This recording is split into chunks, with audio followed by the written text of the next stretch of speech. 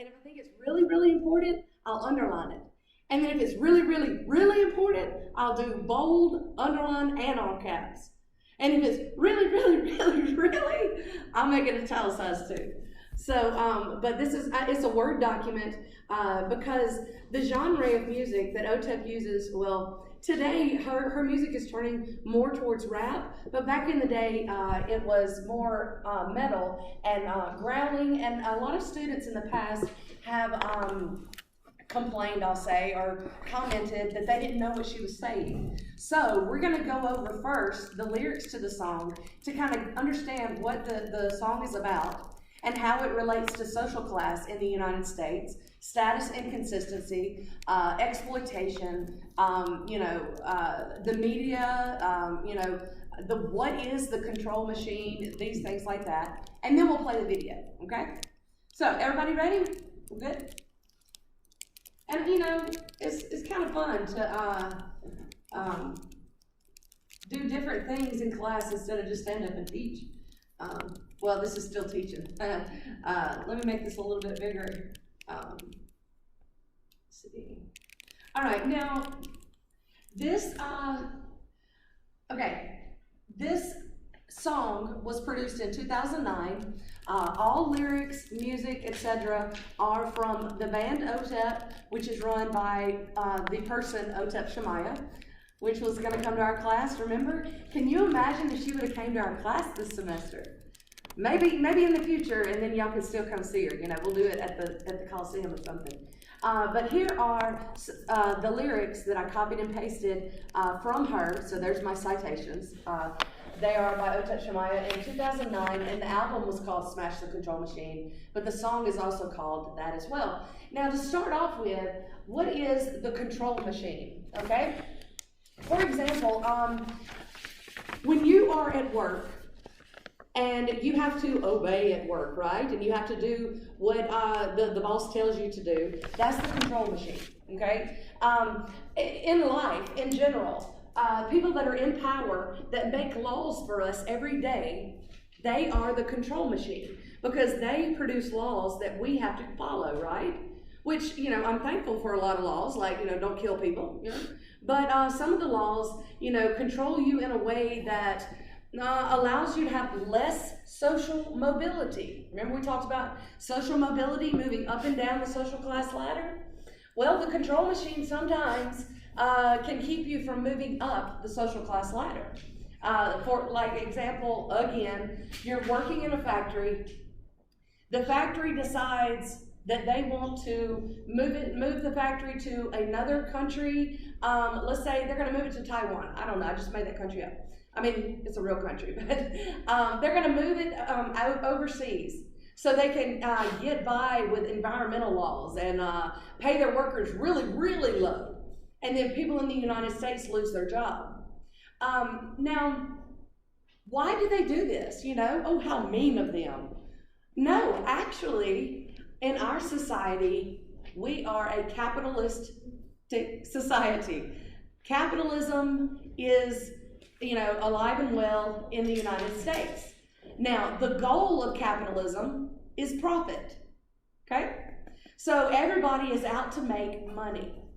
So the reasons why these corporations take their job, move their factories to other countries is to make more money because capitalism, the goal is profit. Want to make more money. My question is, though, how much more money do you need? Like the example of Amazon brought in $80 billion in 1 year, paid 0 taxes. What are they going to do with all that money? Okay, maybe they'll create some new products and make the future better. They employ they have employees they pay. I wonder how much they get paid.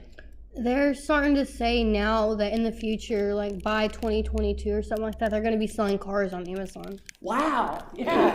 So, just get online, order you a car from Amazon, give them another $1 billion. Okay, put yourself in these shoes. You have, you just, looked at your yearly income and it's 80 billion, and then you laugh because you didn't have to pay taxes. What are you going to do with that $80 billion?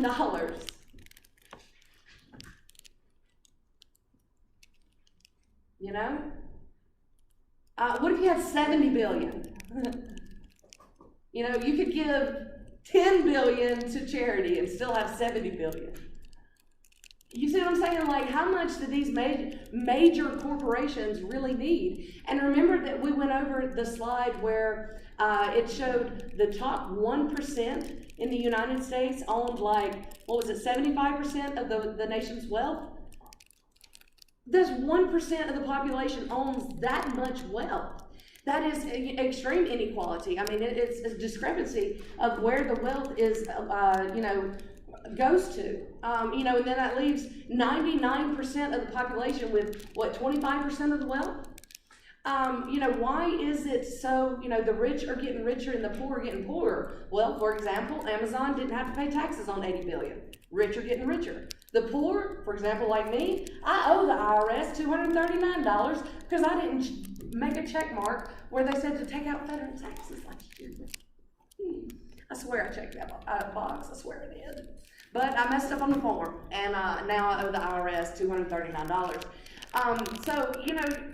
Things occur outside these external social forces.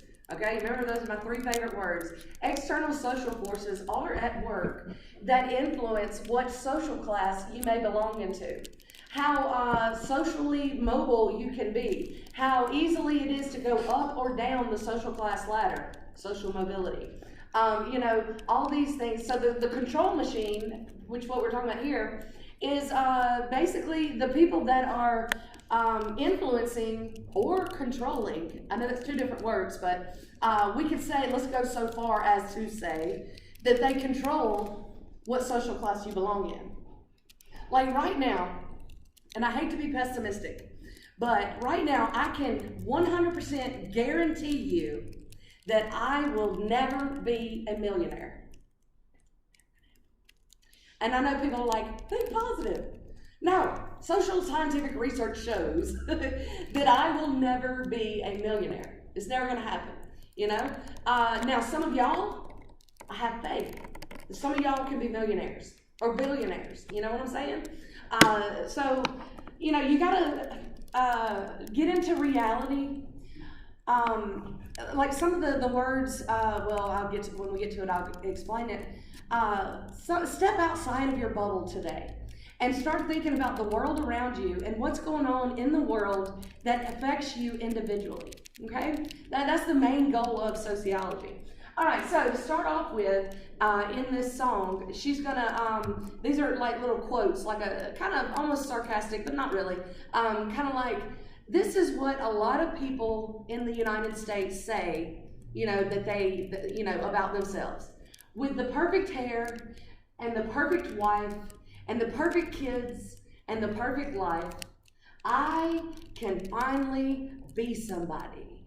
You see what I'm saying? Like, you hear people say stuff like that. I got the perfect kids and the perfect wife, and, are these the cultural goals that we're trying to attain? Remember talking about cultural goals and the legitimate ways to attain those versus illegitimate ways to attain those goals? Is this the goal? Remember we talked about having a family, first of all, a heterosexual couple, having 3 children, a white picket fence, a 2-car garage, and a dog. Remember? That's kind of where she's going with this part of the song, is that, I'll finally be somebody if I can just have the perfect wife and the perfect hair. What? All right, let's play Born Again American. Resistance is the game, okay? As in resistance against the control machine. All right, now let me scroll down. Where did I scroll? Okay.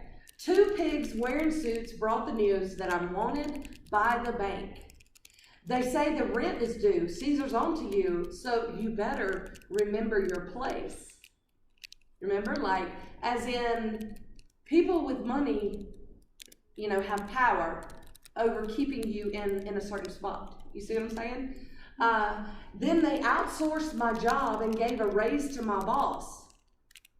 We've been talking about that. Remember Charlie and the Chocolate Factory, or any of these other examples that I've been giving you about taking a factory and moving it to another country to get away with polluting the earth forever. Because the laws are lax in other countries when it comes to pollution.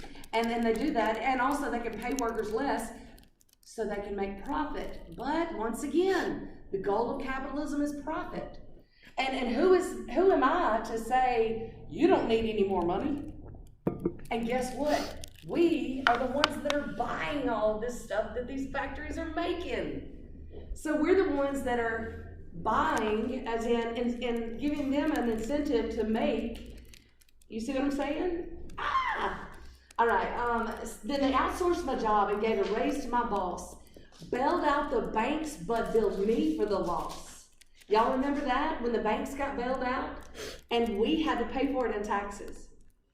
I mean, this is, like, for example, Amazon getting away with no taxes, and we pay taxes. I say we, but you know what I'm talking about, like our society, or our the 99%, the regular folks. I don't know what you call them, not the wealthy individuals.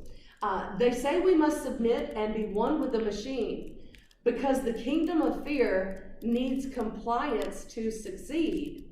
Interesting. So if the control machine can keep us in compliance and keep us doing what we're doing, then they can continue to make more money and have more power and control us. See? Is this making sense to y'all, the lyrics? So waterboard the kids for fun. It's all the rage. And play Born Again American. Resistance is the game. All right? So instead of, just taking it like it is, maybe we could resist these powerful influences from the wealthy. All right? And then here's the chorus. Smash the control machine. Work, buy, consume, die. Now think about that. How many times, this is us. We work. Y'all are here to get an education in order to get a good job, to get good money, to buy stuff, right? Now, of course, we're going to buy stuff to meet our basic needs, but I bet you, including myself, I want to buy stuff that is not necessary, like lipstick, and I want to buy Wish.com jewelry, like I want to buy prizes for myself, like y'all, you know what I'm saying. But we work, then we buy, and we consume it, and then we die. Because when we die, we can't take our iPhones with us or our jewelry with us. So are we really living this passive lifestyle of just work, buy, consume, die? Interesting. All right? And then smash the control machine, happy little slaves for a minimum wage. Does the minimum wage allow one to meet their basic needs? It's questionable. It's very questionable, especially if it's, part-time or whatnot. And then she goes on, the revolution will be monetized and streamed live via renegade Wi-Fi. Because, people are going to watch it on computers, right? The clinics said I'm sick, toxic and impure, but there isn't any cure for the poor uninsured. All right, let's go there. And after this, we're going to talk about the physical consequences of social class. The ability to have the access to coping mechanisms, with mental illness, for example. All right, so if you're sick, you go to the doctor, right? I'm assuming that most of y'all may still be on your parents' insurance, maybe. Some of you may pay your own insurance premiums. They can be like $500, $600 a month. And then you still got to pay for your surgeries and stuff.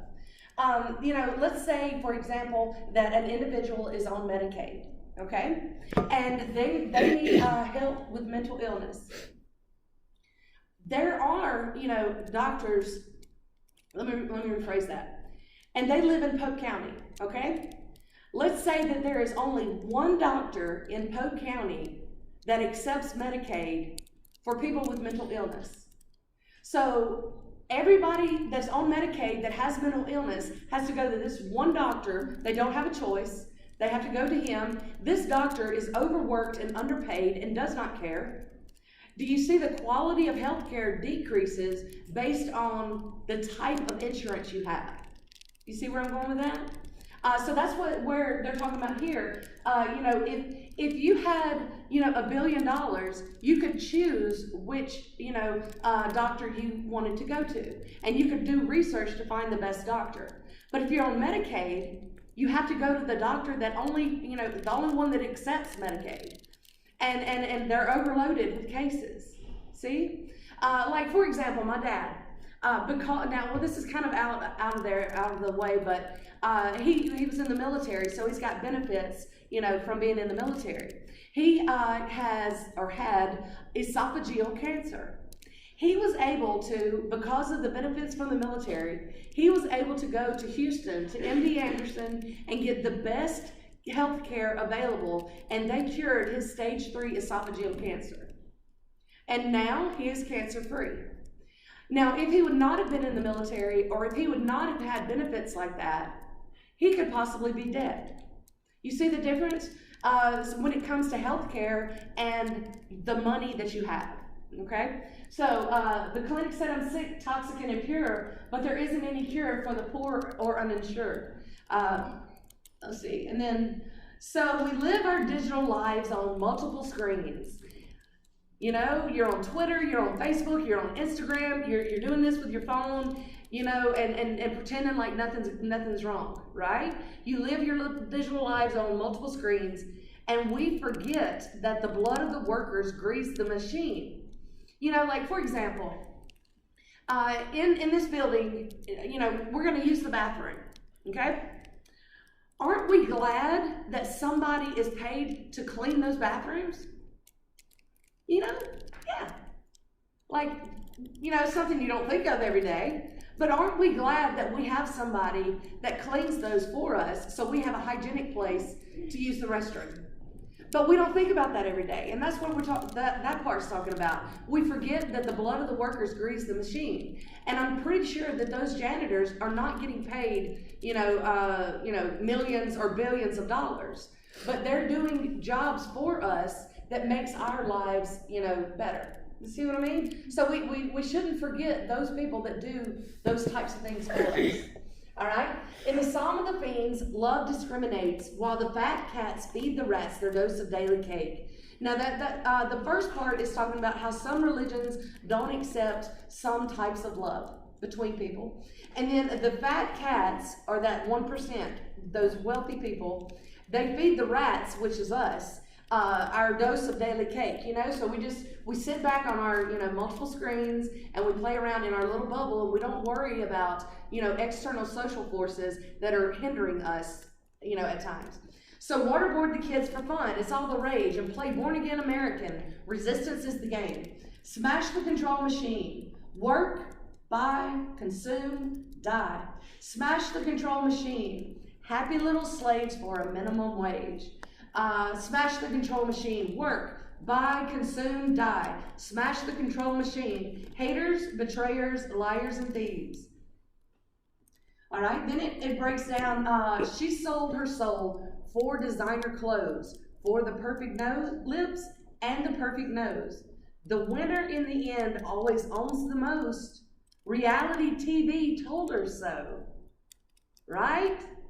You see how that falls into place? We watch TV, we watch reality shows. I mean, think about it. Our president had his own reality TV show, and his saying was, "You're fired." Anyway, reality TV tells us that we're supposed to own the most, that we're supposed to be the prettiest, that we're supposed to be the sexiest. You see what I'm saying? TV tells us that we've got to buy these things. We need to consume these things. We need to, change our nose and get designer clothes. And, I think that there's an issue with that if we, keep trying to live that lifestyle that is unattainable for a lot of people. You see what I'm saying? That they would sell their soul for designer clothes. And y'all know people like that, It's unfortunate that that's going on in our society. And it's reality TV told her so, Money changer, greedy bankers, this is the people's house. She's trying to take back the control and saying, we the people, this is our house, the people's house. That we need to be in control and not the wealthy, the small wealthy. My minister had a sinister plan to save my soul with a credit card scam. Y'all have heard of those before, right? They use religion and really it's a credit card scam. And then there's my favorite lyric of all time. Exploitation is contagious for the selfish and self-inflated. Exploitation, once again, do we all understand what exploitation is, right? Where you basically take advantage of somebody by paying them as little as possible in order for the boss to get as much profit as possible. Okay? You're taking advantage of people, working them to the bone, paying them as little as possible with no benefits and nothing else, no extras, in order to make another $1 billion for the corporation. That is exploitation. And it happens all the time. Now, when y'all become the bosses and y'all become the CEOs, give your workers a living wage, Like, I have faith in you that you can change the future. And don't exploit people, Don't exploit animals, It goes all over the place. But what is another example of exploitation that y'all could give me?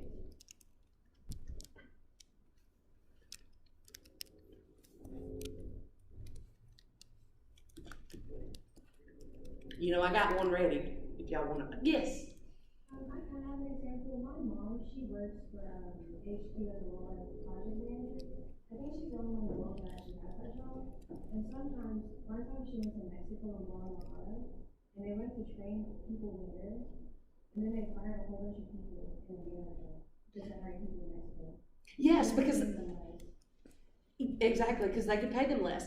Exploitation. They exploited those people in Mexico. They're paying them less. When, and hey, but once again, I go back to it, goal of capitalism is profit. But how much money do you need, What if we all just did a job that we enjoyed and we didn't worry about consuming and buying and all of these kind of things, That's a good example of exploitation, and it's contagious all over. If I was a business owner and I could say I could get 5 people to work for $8 an hour, and instead of $10 an hour, and they're doing their job and they're doing their job right, why give them any more? I'll exploit them, and then I'll make more money. It's terrible. But it's reality. This is what's going on outside of our bubbles, y'all, in the United States, specifically, since we're talking about the U.S. social class system. Start a war, use the poor, watch our profits soar and soar. All right, here we go. We become a nation of wolves ruled by sheep. All right, now, in the animal kingdom, who's going to win, the wolves or the sheep? The wolves. The wolves are going to win.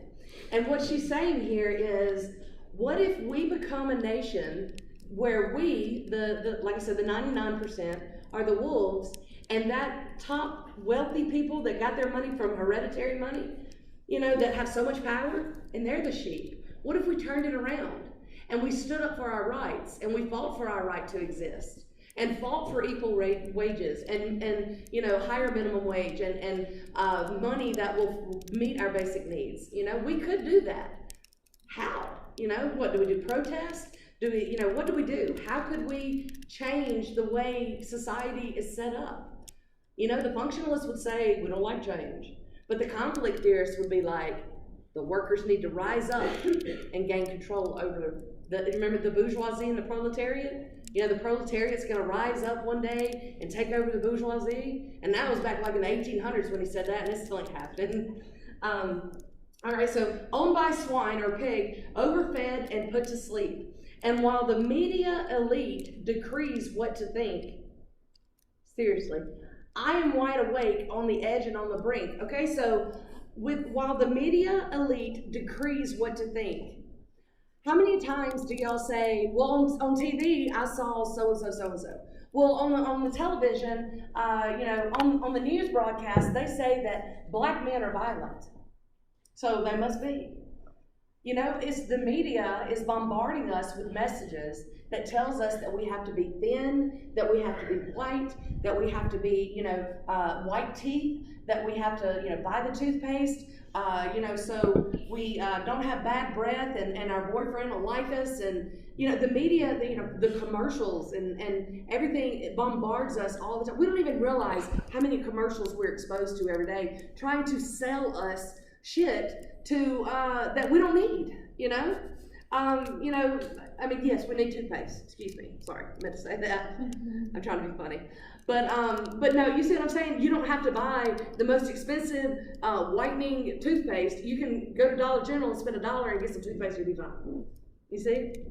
But the media elite decrees what to think. So don't let the media influence you so much. Make your own decisions, and remember to question everything.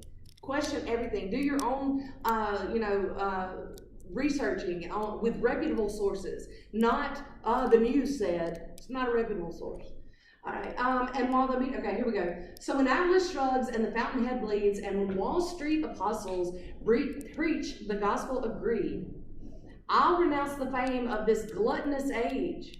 That's what we could call this, gluttonous age. And be born again American. Resistance is to blame. So she's going to resist the control machine. All right, smash the control machine, work, buy, consume, die. Smash the control machine, haters, betrayers, liars, and thieves. Smash the control machine, a nation of wolves ruled by sheep. And that's what she's telling us, that the sheep, the 1%, are ruling us, the wolves. And we have the power to change things because we're wolves. But we're not changing it. Or maybe are we? And how do we go about it? One way is to vote. Okay? Make sure you vote. I know some people say, oh, it's just one vote, it's not going to matter. Yes, it does. So make sure you vote in elections, and that way, we can take over this, elite, power elite, that might be on the test, power elite, that tell us what to do and what to think and what to consume. All right, and then she ends with exploitation is contagious, exploitation is contagious, exploitation.